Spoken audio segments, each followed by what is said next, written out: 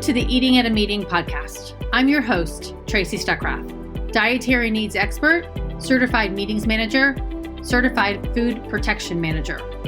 I have searched the globe to find people and businesses who are creating safe, sustainable, and inclusive food and beverage experiences for their employees, guests, and communities. In each episode, you will find authentic conversations about how food and beverage impacts inclusion, sustainability, culture, community, health, and wellness. I know that sounds like a lot, but we're going to cover it all. Are you ready to feed engagement, nourish inclusion, and bolster your bottom line? If so, let's go.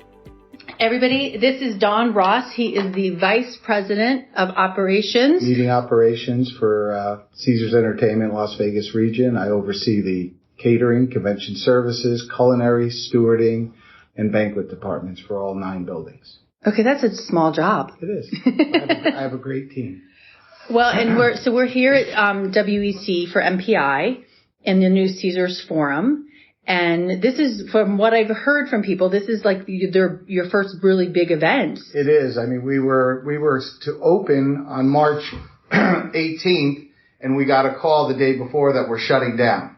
And that's after, 2 years of planning and prepping, going on a road show throughout the United States to talk about our building. And 2 days later, we were supposed to have 4,000 people checking in at the hotels and coming here for a convention. And a month later, have the NFL draft. So since then, we've basically been on hold. We've done a few small groups, some industry groups, Conference Direct, PCMA, but this is really the first large-scale meeting here at the forum. So it's kind of poetic that, MPI and customers, which is what we really want to showcase this new facility, is really our first meeting without any real tight protocols. Right. Yeah. No, that's awesome. And there's 1,200 of us registered? Exactly. Okay. That's fantastic. The space is beautiful, Thank just you. to let you know. And the staff the culinary staff specifically, because that's kind of who I've been communicating with, has been really, really good. And I was chatting with Matt, your director of banquet services, yesterday, and the training that he said that you all went through, you hired for the personality and the service levels that they provided. Right. And then you could train after. Yeah, I mean, we've opened several buildings, and we really wanted to be successful. The team is what makes us. We have a great facility, but if we don't have the right team, it's not going to work. And that includes not only the back of house team, the culinary, the stewarding, but the front of house, the frontline waiters. So, we decided we had 1,000 applicants, and the first thing we did is we wanted to see, are they upbeat? Are they positive? Are they going to use the proper body language? Forget about skills. Let's just make sure that they're a good fit for our building. So then we narrowed it down to 400 people. And then we did skills. Come in and show us, here's the diagram. Set the buffet. You've got 15 minutes. Attention to detail. Were the spoons the right way? Did they follow the instructions? Here's a plated meal. Here's the map for that table. 10 minutes to set a round of 10 or whatever it was. Right. How did they perform? And then the big one was pick up a tray with 10 dinners on it and cross 100 and something feet ballroom and back. And not, it was like down goes Frazier. There were people that were struggling, and you could see, but listen, that's what they're going to have to do to work in a building like this. So then we got it down to, I think, 180 people. And then I surprised Matt and I said, I want 5 minutes with every one of them. And so myself and Bill Dosh, who's our executive director of catering conventions for this building, and Matt sat and just had a conversation to make sure, why should we hire you? You've made it through all this. Tell us what makes you different. To talk to us about what 5-star service is to you. And I don't want to just hear about attention to detail and this and that. We wanted to take me through, if I sit at your table, what are you going to do? And then, how are you going to impact, the team and make it, how do you do well in a team? So then we got 80 waiters, and it was phenomenal. And they were so excited about working. We had them trained and everything. And we used the chefs, the porters, and everybody to train together. Okay. And we were ready. And then we shut it down. Wow. There was one gentleman, because you mentioned the 5-star service. I was chatting with him outside this morning at breakfast, and I was asking him about the training, and he's like, and one of the questions they asked was, what do you do for 5-star service? And he goes, because I actually was asking him about individuals that have mobility challenges, because we've got a couple people here with scooters, and how do you help? I said, are you trained on that? He's like, that to me is common sense. And that's actually what I brought up in my 5-star service answer. He's like, I'm here to make sure that you as a guest have that great experience, whether it means you've got a lot of bags and you need me to carry your plate to the table for you,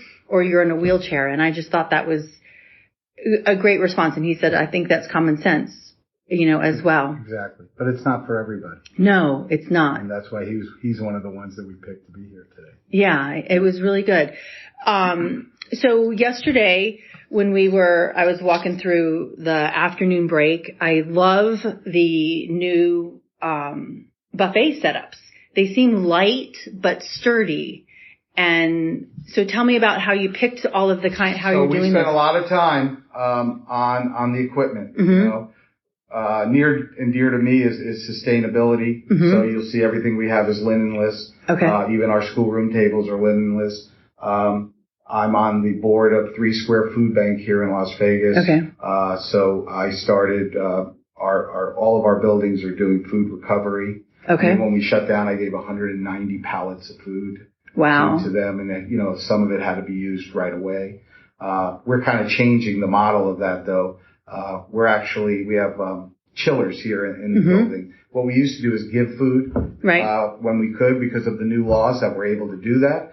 But our business is so, it's not steady that I came up with the idea to chill it on property, blast chill it, put it in a freezer, and then the food banks can use it when they need it, not because we have it and they have to use it right away or it's going to go bad. So we're doing that at all of our buildings. We're real proud of that, and we're hoping we can really make a difference in our community. Not only here at Caesars Entertainment, but down the strip. We're working with Venetian and MGM and others. Okay. So that's a great thing. But so we're just that's one of the big things that we're trying to do. I lost my track of the question. Oh no, it's okay. It was the buffet setups and sorry. No, that's okay. Track. So our buffets, we went and looked everywhere, and we wanted a really clean, new look. We wanted everything on wheels. It's all about flexibility. It's about, listen, if a customer comes in and says it's gorgeous outside, can't you put the buffet out in the plaza, or if they want it back? But everything we do is on wheels. So we bought these great buffets. You haven't seen it yet, but they all are induction ready. So those panels are all replaceable. They pop out. They're mobile. You can put them in a cart and put it down, downstairs. Mm-hmm. Same with the large ones. So that same buffet, those towers that we're using right now, those are going to be our back bars at night too. So but they're great for buffets because you got some height, double-sided, and you can really put them anywhere you want.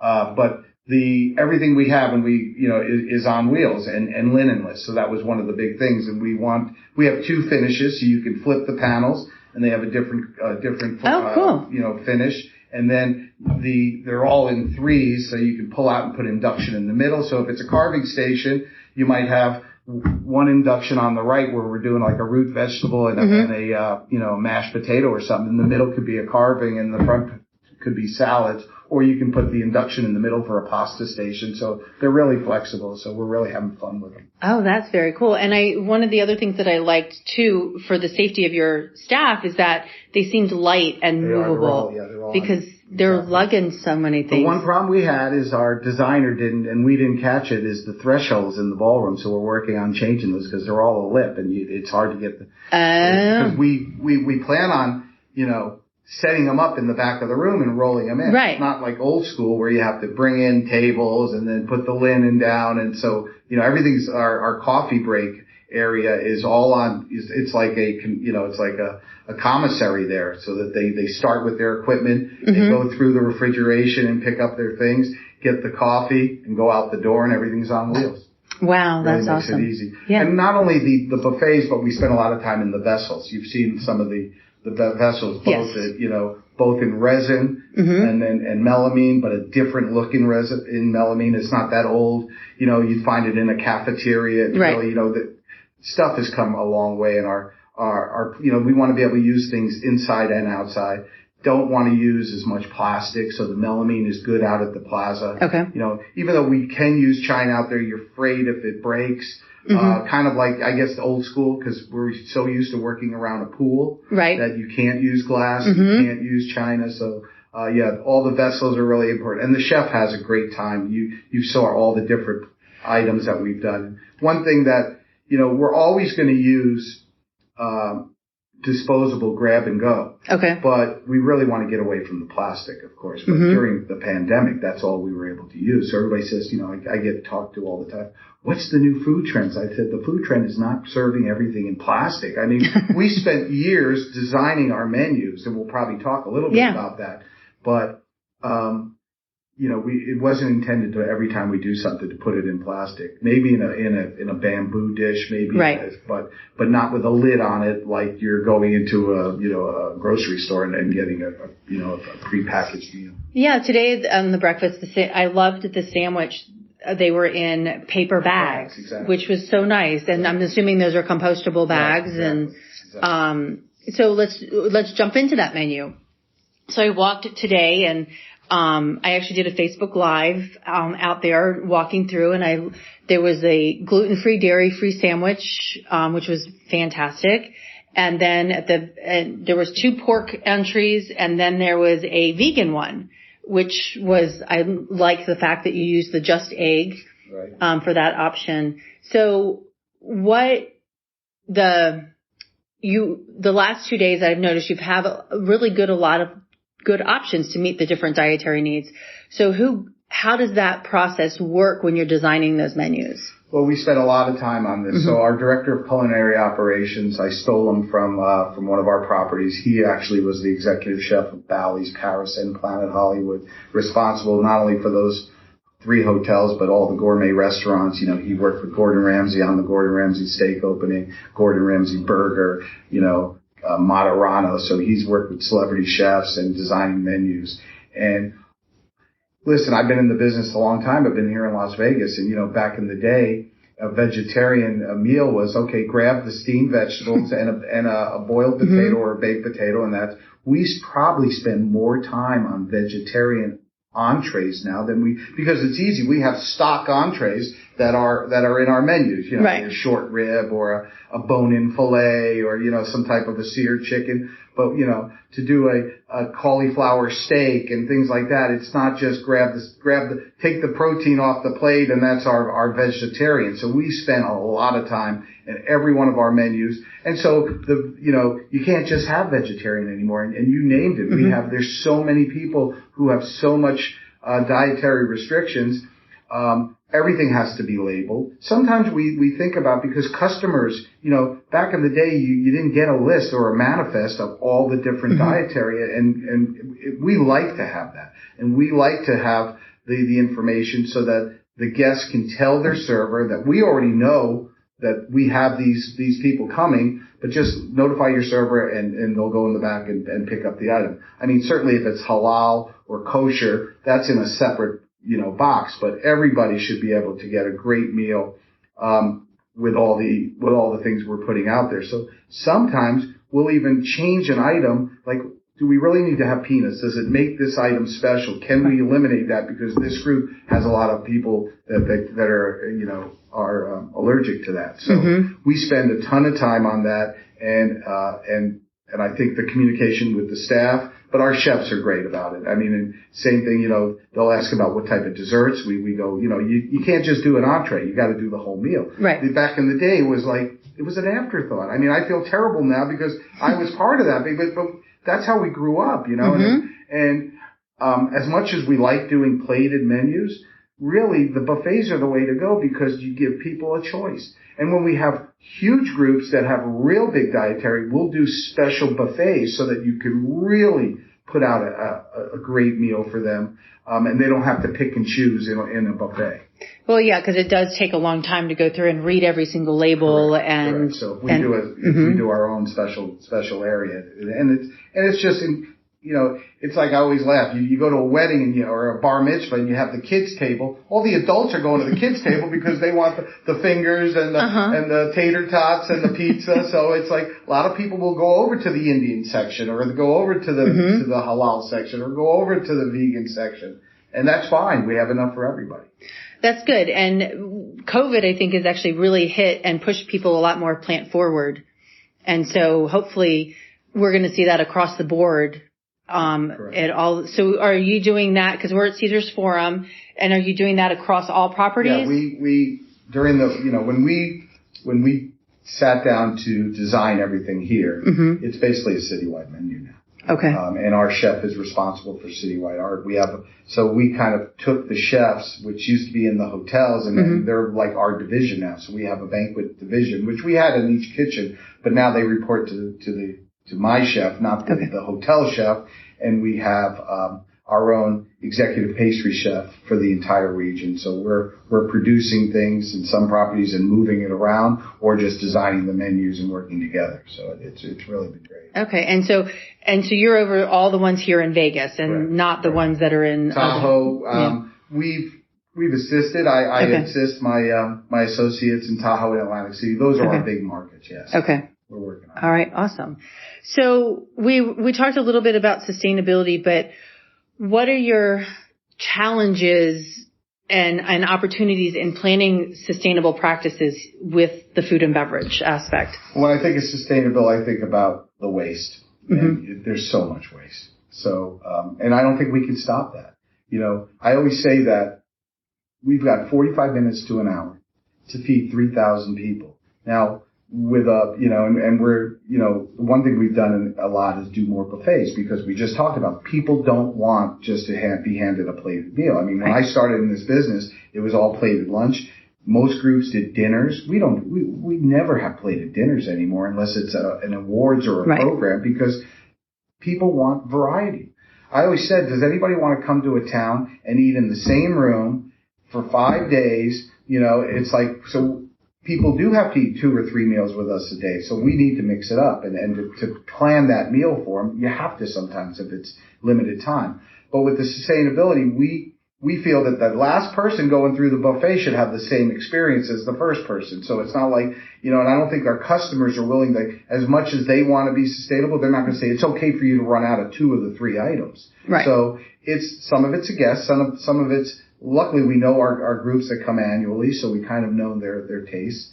We can check what regions of the world and country they're coming from. That helps us to plan how much of each item. If it's a Midwest group, I mean, we have some conventions where it's 3 waves, and that the Midwest group is coming in, the East Coast and California. If it's California, back in the day, it was like, okay, if we're doing a plated chicken, we better have a lot of fruit plates and a lot of veggies. We can't do that anymore. You can't just give somebody a fruit plate as an option.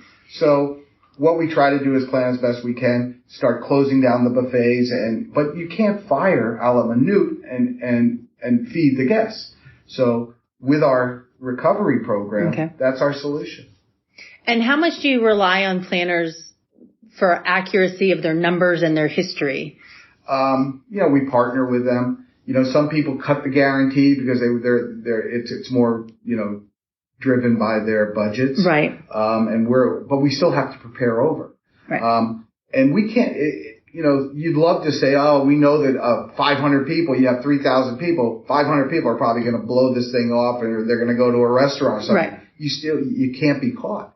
So it's a guessing game sometimes. Yeah. But we sometimes try to count as people come in, so that we have an idea for the chef, so we can tell them how many, if we're doing an entree, how many entrees to fire. But it is a guessing game, and that's where the recovery really helps. And it's funny because for years you used to take that extra food, at least it wouldn't go in the garbage. Right. It would go down to the employee dining room. But then they get spoiled. Oh, I want fresh food. I don't want the leftover banquet food. It's like, are you kidding me? It's a veal chop. You know what I mean? But, so it's like, and we try to be consistent with our employee dining rooms across the city. So it's like, that's all we need is hear, oh, Caesar's Palace, they're always getting filet, and we're getting, we're getting chicken over here. So it's a guessing game. But our chefs are pretty talented at really keeping an eye on it.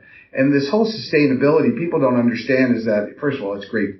it's just the right thing to do. Mm-hmm. But I'm actually working with the university to do some studies that, it's kind of labor neutral.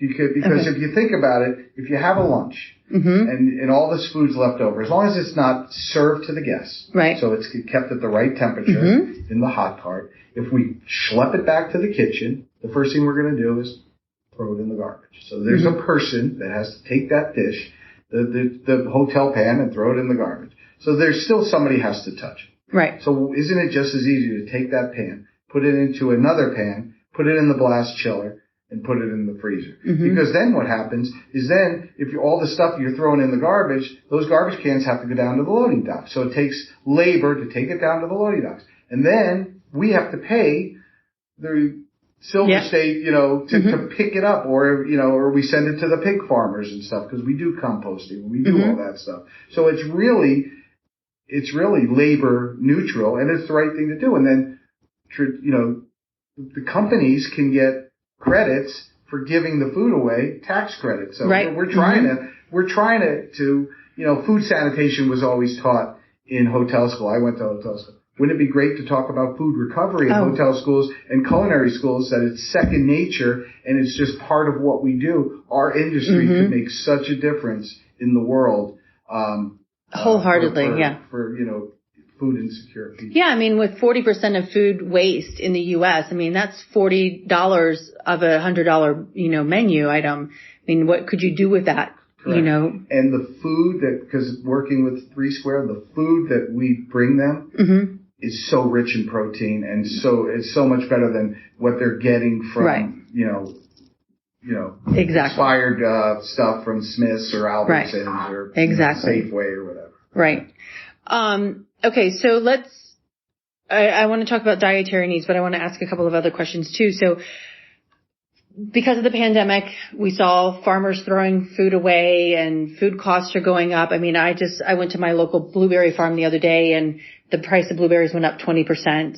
And that gentleman said it was because they don't have enough pickers. But what are you seeing with food costs, with you, and are we going to get passed on to planners with that? Well, it's funny because I was just thinking, you're watching the news and now all you hear about. So this is just coming up, really. I mean, first of all, we haven't done a lot of business. Right. So, it just is getting on our radar.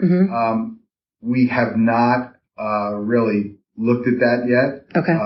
We're not changing our menu prices at this time. Certainly if it's drastic, then we'll have to look at things and make adjustments. Maybe first of all, we have to see if we can get, that's more things. It's like we have things on our menu right now, we can't get it. And if the product's not good, did you see those strawberries yesterday? Oh my gosh, they were huge. Unbelievable quality. I said this, I said, what do these things cost us? But, so we're watching that right now. Okay. But, we've got, because we're such a big company, we do have some pretty good locked in, pricing. So we probably have a lot of stuff that protects us for this. Okay. But yeah, I mean, it's something we're going to keep an eye on. But how it's like, who knows what tomorrow's going to bring? True. So we're not going to overreact. And some of it we just have to eat, Right. We're just happy that we're getting some business back. It's just like, people want to know, are we going to charge customers for extra service because of the pandemic, or we're going to charge them because, it's extra labor to put things. No, it's like what I said is to the sales team as they're talking to customers. If we charged before, we're still going to charge. So if we charge for if we have a food attendant charge, I mean, a chef in the room and there's a carving station and then we have an attendant, a chef a fee, or if we used to charge for butler pass for the extra server, we're going to continue that. But if we're going to do buffets when we did them and customer wanted a buffet and we had to have an attendant server, we're not trying to stick a gun in up to the customer and say, we're trying to just welcome them back and get the business back. And if we have to take a little bit in our margins at the beginning, we're doing that, but we just want to get back to work. That's awesome. So one of the questions that came up in a Facebook group the other day is the price of coffee. It is the age-old question that's been asked for 25 years. I always say, I have a couple examples. So, I did the Burger King convention forever. Okay. And I did Walgreens convention. And I've done Starbucks convention. And they used to say, okay, that they negotiated a discount in their buffet, and then she'd say, well, I don't need the sausage. I just want the bacon. You've got to take another $5 off. I said, so they're just going to eat more bacon, or they said, they said that, you charge too much for your coffee. And she said, I'll give you this. So I said, you know what? On the way to work this morning, I went to Starbucks and I drove through and I wanted a triple venti latte. And when I got up to the window, they said it's $5 something. And I said, well, I only want to pay $2.50. I said, that person looked at me like I was crazy. So she said, okay, I get it. What I tell them is, listen, yes, we charge a lot for coffee. We charge a lot for food, but it's not just the product that we're charging for. It's all the people running around the back of house. I mean, listen, yeah, you can go. I told a customer once they wanted a brownie cake for a movie, and I think it was $5.50 a brownie. And he said, I can go down to my bakery. I said, but your bakery doesn't have $1 billion invested in their bake shop. They don't have 50 people down at the Teamsters, down at the loading dock receiving the product and bringing it up to the kitchen, executive chef. So you're not just paying for the coffee. You're paying for the $880 coffee urn that we put it in, and all of the product, and the coffee cups, and all of, and the wear and tear on our building. We don't charge for our meeting space, so it's kind of rolled into that. And I think people understand that, you know what I mean? And it's not like, it's not like you can't compare our soda to a 7-Eleven where you open the thing and you help yourself and there's one cashier there. You see the army of staff we have.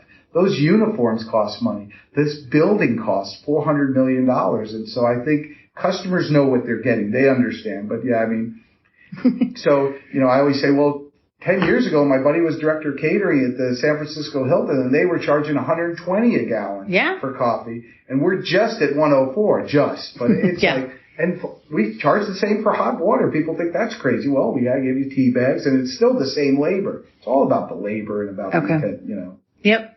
Well, and it makes sense, and it just, like this one planner is like, I'm going to just give them $5 gift. I'm going to give them gift cards to Starbucks instead of buying the coffee. But I'm like, that's then everybody. That's why I say too, if you don't want to have a lunch, you can go down to our food court, but you better take a 2-hour break, because if you have 3,000 people, how are they going to go have lunch and get back into the meeting? Right. You're bringing them here for the content. I always thought they were bringing people to Las Vegas to eat my food, but I found out it's really about the meeting. We're just a support to the meeting. Right. But yeah, I mean, if you want us to be able to serve in 45 minutes, it's not, we bring the waiters 2 hours early to roll the silver, to set the table, to preset everything. And, we could have half the servers if we had all this time, but we have to do it in a very condensed time. True. And then the army of chefs, and people don't understand it. We didn't just get up this morning and make these sandwiches. There's prep that's been going on for weeks. Have you seen the toasts and things? Those were good. Some of the fig with the prosciutto. Oh my gosh, that looks so good. Strawberry. I want you to put that on gluten-free bread next time. So what the chef has done is he's trying to why don't we bring some hors d'oeuvre kind of foods to breakfast and to breaks, and that's what we're trying to do. Oh, it looked really, really good. Though it's all about the labor. Right. It really is. All right. And well, so let's have that conversation, because it's the $15 minimum that we're seeing across the country, right, for minimum wage. Is that going to impact us? Our waiters they get more than that. Okay. We're a union, union town, and the waiters get and our benefit package for them is amazing. And they're all culinary unions, so they have culinary benefits as well. But yeah, I mean, my daughter's a barista at Starbucks right now for her summer job. And it's amazing what they give them. Benefits and stuff. And part-time workers. It is $13 an hour, but she could have her 401k, and it's really impressive. That's good. I think it's fair. We are going to have to pay people a living wage. It's the right thing to do. Right. And we have to pass it on. I mean, we could we could bring people in, and same with the union, the production people, they're all getting great benefits, and it's the right thing to do. Totally. I agree. So, what process, so let's go back to dietary needs, in the back of the house. And I love the fact that you're designing so many different new versions of that. what are the processes in the back of the house to ensure, is there a separate, nut allergy area or a separate vegan area, or how does that work in prepping all of the food for those different items? I mean, if somebody is totally, when we hear that somebody's like really alert, then there's a whole different process. Okay. So there's not a vegan refrigeration area. But certainly when we're taking the time to prep and put those items, things are sanitized first and changed, and they do it. They wouldn't do it at the same table that they're doing ham and eggs or something like that. So, and it's all marked properly. It's on a different crest core. It's labeled. Okay. It's all about labeling and communication and training. That's the key is for the staff to be trained to understand that, you've got somebody's life in your hands when you're doing this stuff. I mean, really, you have to be really careful, and it's we take that very seriously. With the pandemic, everybody kept talking about, I said, listen, we serve thousands of people a day in these buildings. Food sanitation, I have a person that we hired. All she does is our food safety manager for banquets for the city. Oh, wow. And she's working with the chefs and with the stewards for all types of protocol to ensure that we're at the, way above the standards, that our health inspector is always welcome to come in here and check. But we take this stuff really seriously because we're serving a lot of people, and it's, their health is in our hands. So, everybody wanted, what's all the new stuff? I said, the only thing we did differently during the pandemic is put a mask on and change out the gloves a little bit more often. But we've always done those things.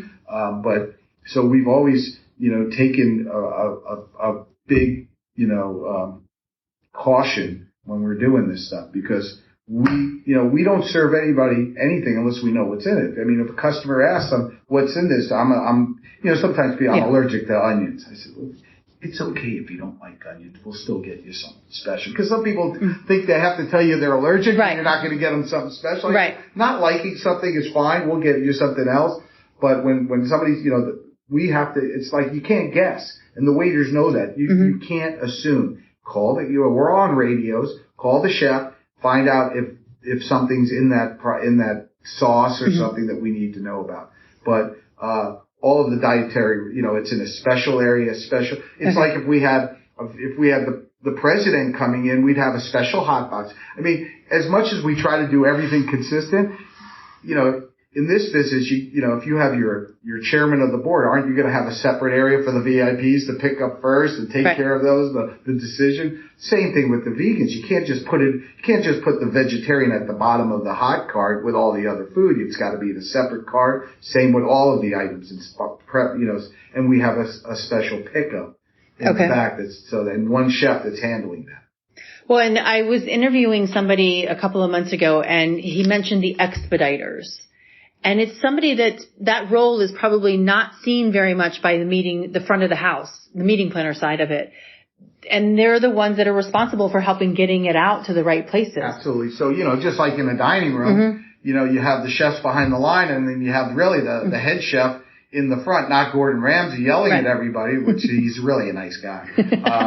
But you have somebody there who's cleaning the plate after they've dished it up and then, calling out to the waiters. Same thing with our chefs. Our banquet chef is really putting things where they go and sending it to the right room and making sure the staff knows what they're doing. And then as we go back into the ballrooms back of the house, we set up a pickup station. Same thing is like, if we're doing an alternate item, we have separate pickups areas or special meals, we put it in a certain spot. And then there's one dedicated person, and they know that all the special items are at this station today. Or we have to have multiple stations. We're doing 3,000-4,000 people. Right. What we did here is we designed our kitchens. The loading docks load right into 3 refrigerators or freezers. Okay. So we have pastry, garde-manger, and hotline. And then everything comes out of the walk-ins, goes through the process of, we kind of planned this thing, goes through the production, and then at the end, it starts rolling down the hall to the ballrooms.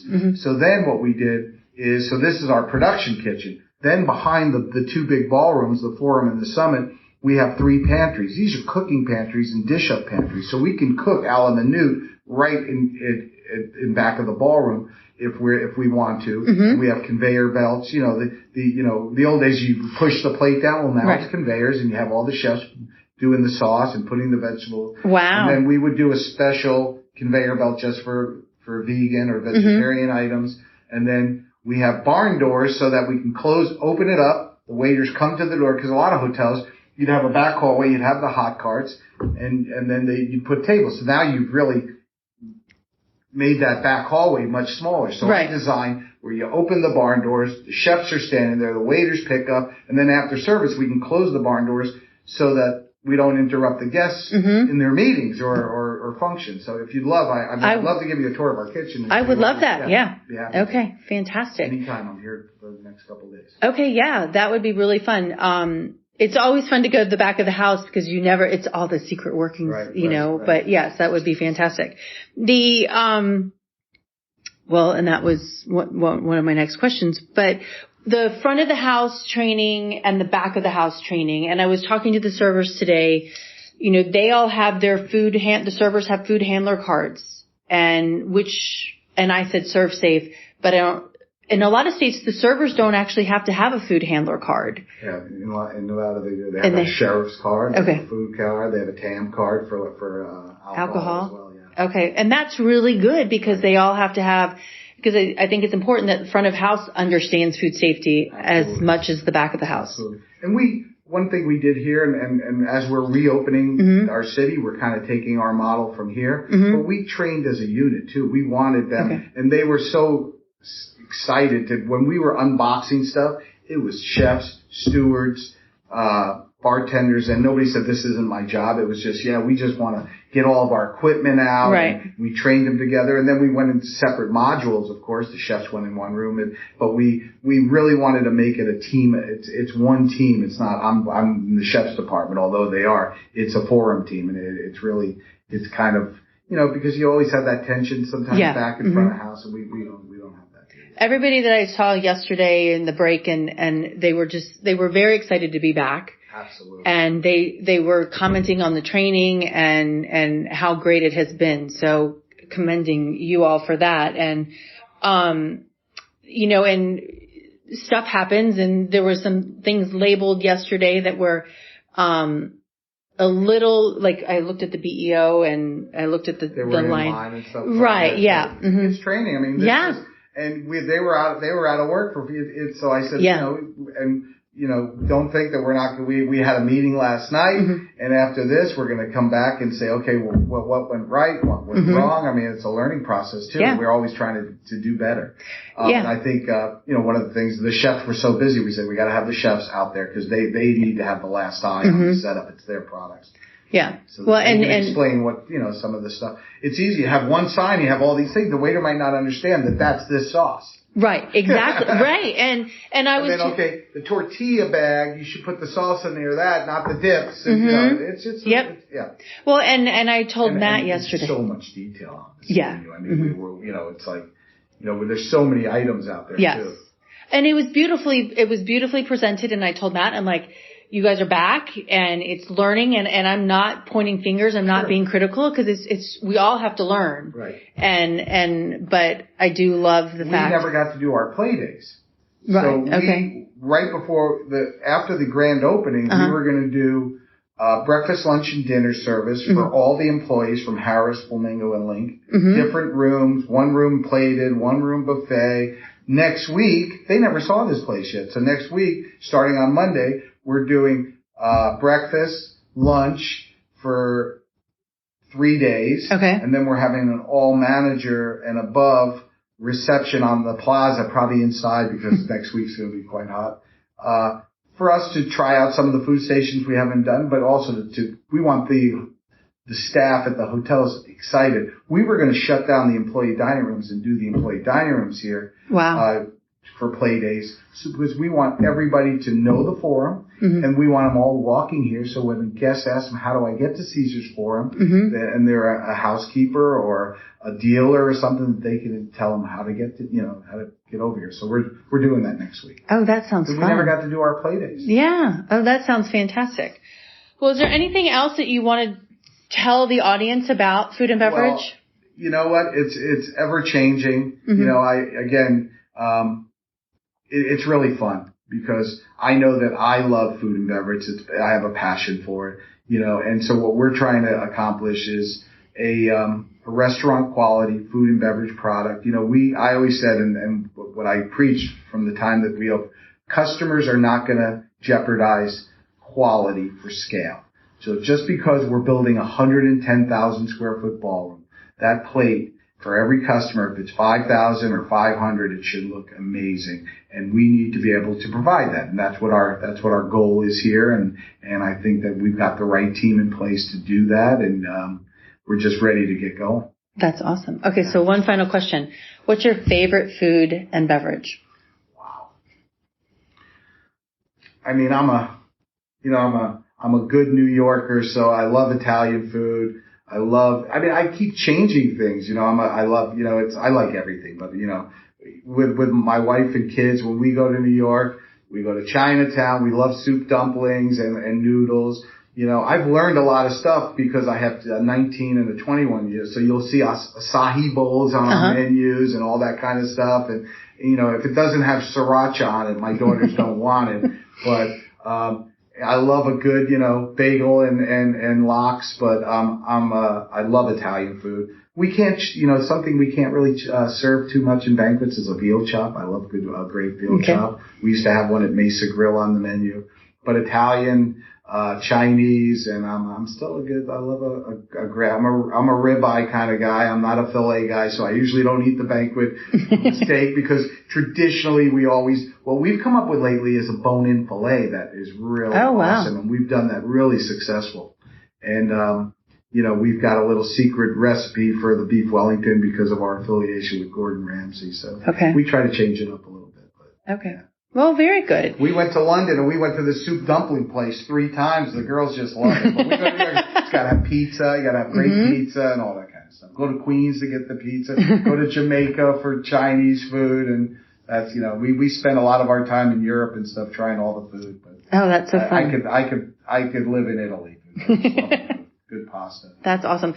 Actually, one more question. I was reading in your bio, you're Jewish, is that right? So how do you handle in the hotel the kosher meals and the halal meals? Yeah, so we don't like to just serve airline food. So we have a caterer in town that we work with to get a fresh product. Okay. Because, again, we want everybody to have. If we don't know about it, we'll have something in the freezer. But if we know in advance, we'll make arrangements for that. Okay, cool.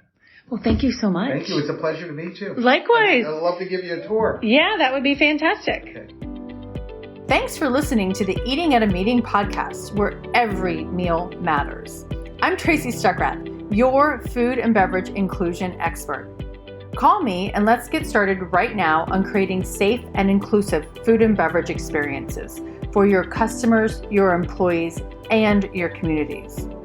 Share the podcast with your friends and colleagues at our Eating at a Meeting Facebook page and on all podcast platforms. To learn more about me and receive valuable information, go to tracystuckrath.com. And if you'd like more information on how to feed engagement, nourish inclusion, and bolster your bottom line, then visit eatingatameeting.com.